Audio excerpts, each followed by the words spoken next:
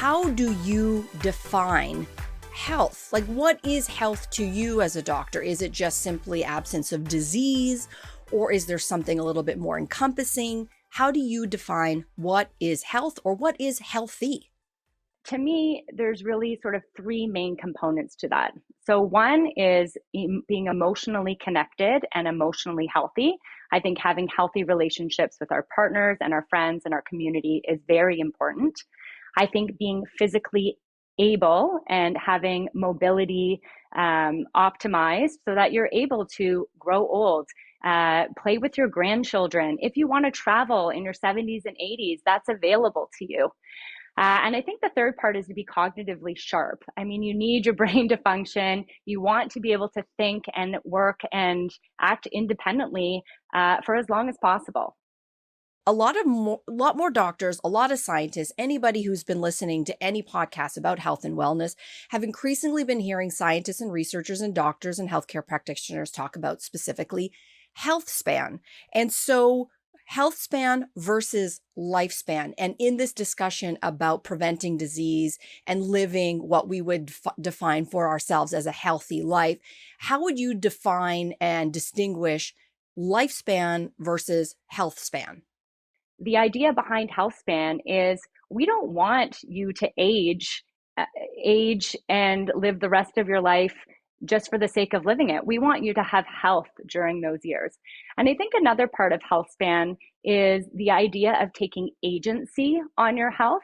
So this idea that this is not just about being healthy for as many years. This is about being medically literate about what the health risk factors are. It's about taking an active role in what your health looks like and being active about, risk factor prevention. And the third is about feeling empowered within your health so that you feel that you're in control of it.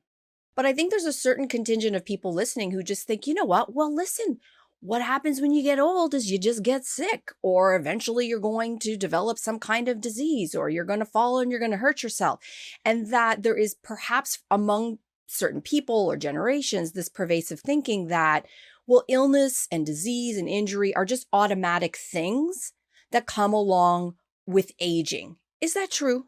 No, it's not true. I was diagnosing women with heart disease with a heart attack. And having a heart attack, or for example, breaking your hip, these have very significant outcomes. This is not just breaking your hip. If you break your hip, you have a 20 to 30% chance of dying within a year. There is more than a 50% chance that you will never go home and live independently again.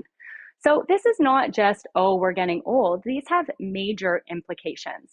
Cardiovascular disease is the number one killer of women and men. And if we were to modify and optimize all the lifestyles, everything that was in our control, heart disease wouldn't even be in the top 20 diseases that were killing women. So it really speaks to the power that you have in impacting your health. And I think what I didn't realize, and what a lot of women don't realize, is that these disease processes take years to happen. They take 10, 20, 30 years. So the disease processes are starting when you're in your 30s, when you're in your 40s, when you're in your 50s. And so this is the time to start caring about your health.